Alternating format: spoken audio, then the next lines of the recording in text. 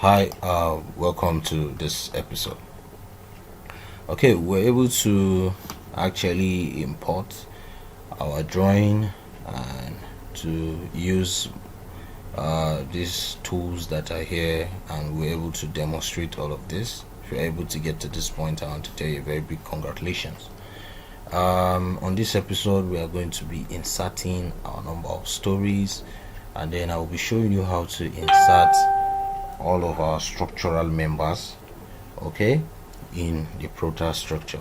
But if you can remember, this grid and the column was imported directly from AutoCAD. But here I'm going to be showing you how to manually insert your column as well. So once you click on your column, a column menu will actually pop out, which is this. You can specify the size of your column. So once you specify the size of your column, if you come down here, you can see drop, where in the case where you want to have a drop panel. As we proceed in the tutorial, the training, I'm going to be showing you how to use the drop panel. And then this is 3D. Okay, here once I know the size of my column, the cross section, this is basically what I need to type in here. I can leave this as it is. So once I click, like I told you, you must have an intersection between two grids in order for your column to be placed, okay, and any other structural member as well, in the terms of your column, in terms of your beam as well. Okay, this particular drawing can be, or this particular model can be viewed in our 3D as well. So it's important that as you are doing your modeling, you are seeing it in 3D view as well. So if you click on this view now and you click on right click, you click on 3D physical, it's going to display the 3D model. So you are going to see whatever you have in your 2D dimension, which is what we imported, which is this, and this is the columns that I just inserted. This is that particular slabs that I inserted on this particular grid. Okay, so another important thing you should always do, I always like to come to this view tab. When you click on this view tab here, click on tile vertical. Is going to divide your screen into two, where you have one in 2D and the other one in 3D form. So this is basically how to insert your column. So you can simply insert your beams. Okay, so if you click on your beam here, another menu, beam property menu, will actually pop up. Now from there you can be able to specify the cross section of that of the beam. You can see this menu here. You can specify the width of your beam and then the depth of the beam, okay, which is 230 by 450. If this is what I am using for the design, I will just insert this beam right here. So similarly for all the beams that I want to insert, this is basically all I need to do. So I can click on escape, and then I'll come to the next one and I will drop, and I'll click on escape and I'll come to the next one and drop. However, you can place these beams anyhow and use the rearrange tab, which I'm going to be showing you quickly. I will show you that as we proceed. I'm going to show you how to achieve that quickly. So you can see our beam has been inserted. You can see the beam here has been inserted. I can insert them to anywhere I want these beams to be. So let's say we have this beam this way, and we have this coming this way. We have another beam coming, it stops here,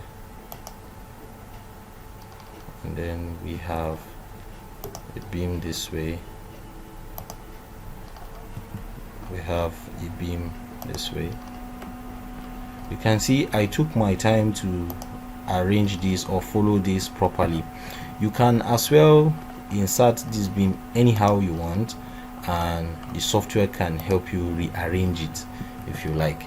So this software actually makes your job way more easier and way more faster, honestly. You can see this now. If you look at this, this is beam 1, this is story 1 beam 1 230 by 450. This is story 1 beam 2 230 by 450. If you come here, beam 3, this is beam 4, this should be beam 5 exactly, this is now beam 6, this will be beam 7. So you can see I took my time to arrange it properly. Okay, what if I just insert these beams anyhow I like?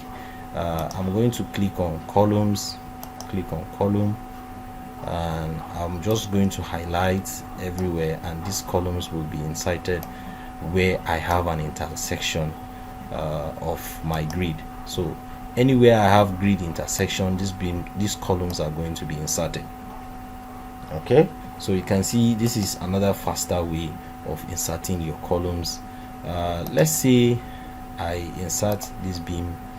Let me come to my beam model, and I will type in 230 by 450. So let's say I insert this beam like this, and then I come here and I insert this like this. You can see this is 28. It continues from the last beam that I have here, which should be 27 here. This is 23, 25, this is 26. So it continued from there. So however, this is 28, so this is supposed to, this will now be 29. So if I insert this now you will discover that the numbering, this is 31, this will now be 32. So by arrangement is not supposed to be so. So what that means is that I have, because there are cases where you have a model that will be very, very irregular, and you may probably not see it, and you may skip the arrangement and probably rearrange it in a way that is not right. Okay, so in that case, or while you are inserting beam, you may actually forget to insert a particular beam, and in that case you can just continue with your model. You don't have to go back and start deleting. Okay, so you can see as this one is now, the beams are not arranged properly. Okay, so they are not arranged serially. You can see this is 28, this is 32, and then when you come here you see 29.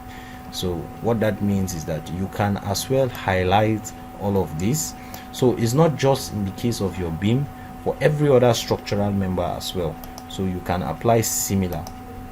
Okay, so if you come to review, if you click on this your review tab, you can click on relabel members. So once you click on relabel members, it's going to relabel all the structural members. Now you can select the structural member you want the software to relabel. So if I select columns and beam, because these are the two structural member I have inserted, so now you can specify from left top to the right bottom. Okay, so however you want this arrangement to be, from the left to the right is the proper arrangement to use. So you can leave this as default, but however if you want it the other way around, you can just select this and come back here and select this, but this is the right way to arrange this properly. Okay, so if I click on OK, it's going to rearrange the entire beams for me, and then this will now be arranged properly. So if you come here now, you can see this is a 1 beam 1, this is 1 beam 2, this is 1 beam 3, this should now be 1 beam 4, this will now be 1 beam 5. So this is basically what Protastructure does for you. So even if it is in the case of your column, all you need to do if you forget to arrange your columns properly, you don't really have to even pay much attention in arranging it properly. Once you just insert the structural members, just come to your review and click on relabel members, and it will automatically help you to relabel those members. There is another tool here which is called delete unused axis. So I'm going to quickly demonstrate this one to you right now. Let's say I have an axis here that I inserted. I'm just inserting this axis now, and I don't have any structural member that is on top of this axis. So in that case, this axis is very irrelevant in this particular model. Okay, so all I need to do is to just come under my review, and I will click on delete unused axis. Once I click on delete on unused axis, it will delete that particular axis, because there are cases where you import your drawing and you might most likely, probably from the architectural drawing, while you did your general arrangement, there could be some axes that may not be relevant in the model. So in that case, you will probably need to delete that axis. Okay, so when you come to your review, you just click on delete unused axis. So some of these functions here, we are going to be displaying them as we proceed even in the training. Okay, so you can see how to properly insert your structural members. Okay, so let's say we want to insert that of our slab. So if I click on my slab, another menu will pop up here. All I need to do is to specify the thickness of that particular slab. So if I specify the thickness and I specify the concrete cover for this particular slab, whatever I am designing for, if it's a residential building, I will pick from here.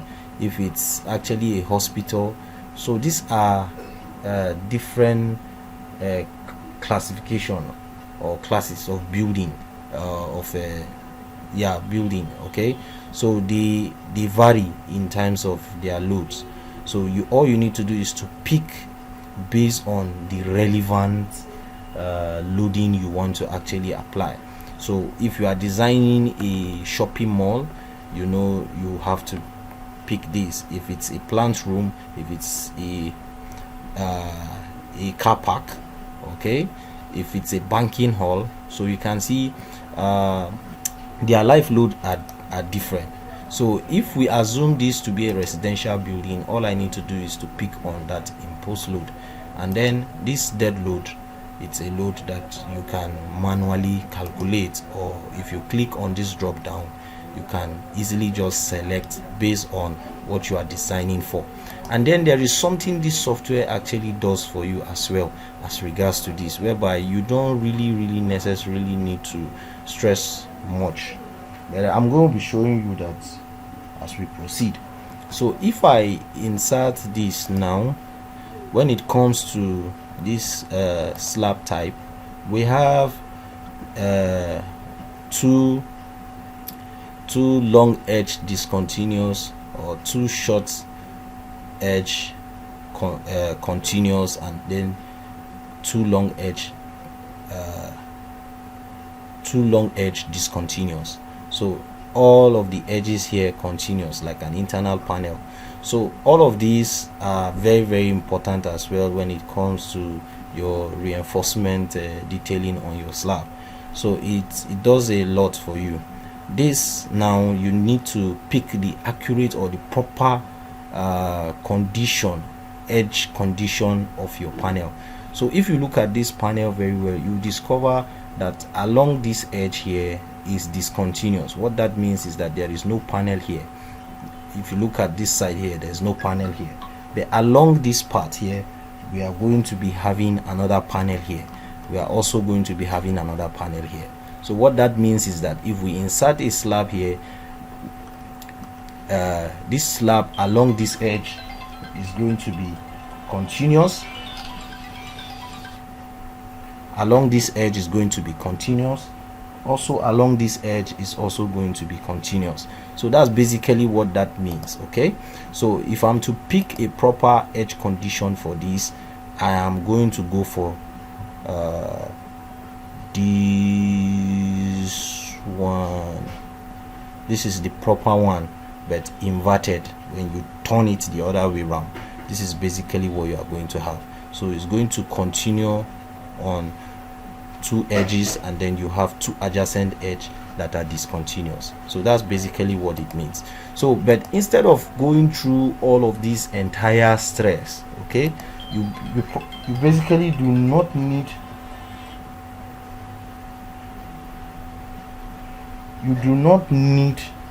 to really go through all of that stress. All you need to do is to insert all your panels where you want your panels to be. Okay, so if you want your panels to be so I'm just going to insert these panels. However, anyhow, I'm going to here, this is another very important area you need to take note of. You can see this is beam region. If you click on this drop down, you will see axis region, you will see peak axis, you will see peak point, you will see peak close slab edge. Okay, these are another very key aspect of this slab. Okay, so all you need to do now is to select the one that fits what you want to do. Now you can see, based on beam region, if I try to insert, is dividing this slab into two, because we have an axis here, we have another axis here. So there is an axis that passes across almost the center of this panel. So, and this is not what I want. Okay, so all I need to do, I can use pick point. If I use pick point now, all I need to do is to pick all the points. I can just pick the 4 points that I want this panel to be inserted in. Okay, so once I do that, you can see the panel has been inserted. There is another way you can use in inserting your panel, is to use your poly line. So if I use my poly line now, I can sketch. You can see if I try to insert a panel like this, if I try to insert a panel, it's not, the panel is actually not inserting properly, because is dividing it basically just like the way this one is. So it's dividing it for me, and this is not what I want. Okay, so let me come back here again. I don't know, it's not okay, sorry, this is peak. I'll come back to beam region. So if I try to, you can see, and this is not what I want. I don't want this panel to be like this. I want this here to be a separate panel from what I have here. So the best way to achieve that most times is from your general arrangement. You are supposed to probably maybe introduce a beam here. Okay, you're supposed to introduce a beam here. Okay, but in a case where maybe you don't have a beam there, because you know designs are peculiar. Most times when you are doing designs, you consider a lot of things. You consider probably maybe the architect wants an opening there and all of that. Maybe the architect wants there to be completely free. He doesn't want a drop beam and all of that. So it depends on what you probably want to achieve. But if we assume here not to be having a beam, but if we say let's have a beam here, we can as well just introduce the beam. Okay, but one thing is that the Protastructure will not design this beam as continuous. It will design this beam as a simply supported beam, and then this beam will be a continuous beam. This beam will also be a simply supported beam. Okay, so but for you to have a continuous beam all round, you will have to delete all of these beams, all of them, and then introduce the beam. Take it from here now to this point. It will now be a continuous beam. Okay, so But in this case, when the software is generating your detailing, it will detail this beam as a simply supported beam. Okay, so but the best way, if you want to correct this, you can just delete this beam, delete this beam, delete this beam, delete this one and this one, and then take it from the beginning to the end. Okay, let's just demonstrate it in order for us to have a proper detail. So if I delete all of this beam, I can come back and then insert it all over from the beginning, 230 by 450. So if I click from here now and I take it down to this point and I click on yes, so you can see now I'm going to have a continuous beam by the time the software generates the detail for me. So now I will just insert my slab. I will click on and then I will type in 150. Okay, and then I can specify my concrete cover, and then I will insert my slab here and I insert my slab here. So by the time I insert all of this slab, any of this, if I try to check this now, it's not going to interpret it exactly the way I want it to interpret it. If I check the property of this panel, you will discover that the slab type, it's this, we are having this edge is discontinuous, this edge discontinuous, this edge also discontinuous. It is only one edge here that continuous. So but you can see what the type that based on me just inserting it anyhow is showing that this is type 4, which is not the correct type, but the software has, this is the perfect type to pick. Number 8 is the perfect. So but the software can help us rearrange this as well. So all I need to do is to also come back to my review. Okay, you can, so if I come to my review, sorry, before then I can use the filter. If I use this filter, deselect everything, I will select only slab, and then I will highlight. Once I highlight, only the slabs will be highlighted. So if I come to the, okay, once I'm here now, once I'm here, I will click on set slab types automatically. So once I click on it, automatically apply to selected slabs only. So if I click on OK, it's going to rearrange them properly for us. So now if you look at this number 6 now, and if you come to the property, it was going to show us the correct slab type, which is number 8 that I pointed out. So basically, like if you check this now, this is supposed to be 3 edges discontinuous, 1 long edge continuous. So if I check the property now, I'm going to, if I click on this drop down, you can see perfect. So the long edge continuous, the other 3 edges discontinuous, which is number 6. Okay, so this is what the software does for you basically when it comes to rearranging all of this. So it spares you a whole lot of stress when it comes to your modeling. In the next episode, we are going to continue. I'm going to be showing you how to generate them to other stories, generate all the structural members to another story, and then from there, by the time we are done with the modeling, we can be able to analyze it. So I will see you in the next episode.